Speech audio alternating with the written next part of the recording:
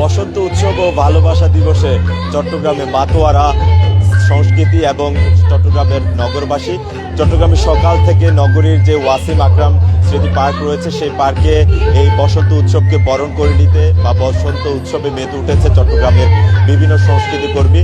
মূলত এখানে চট্টগ্রামে যে বোধন যে সাংস্কৃতিক সংগঠন রয়েছে সেই সংগঠনের আয়োজনে কিন্তু এই যে বসন্ত উৎসব এবং ভালোবাসা দিবসের যে আয়োজন সেখানে তারা এই বসন্ত উৎসবে মেতে উঠেছে। তাদের সদস্যরা এবং তাদের যে সংগঠনের অন্যান্য যে সদস্য রয়েছে তারাও এই উৎসবে মেতে উঠেছে।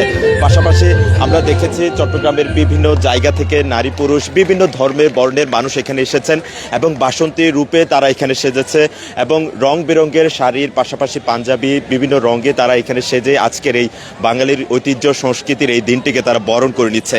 এবং কেউ এসেছেন বাবার সাথে, কেউ ছোট্ট যে শিশু সেটি তার বাবার সাথে এসেছে, কেউ বা আবার মায়ের সাথে এসে, কেউ আবার বৃদ্ধ মা বাবাকে সাথে নিয়ে এসেছে।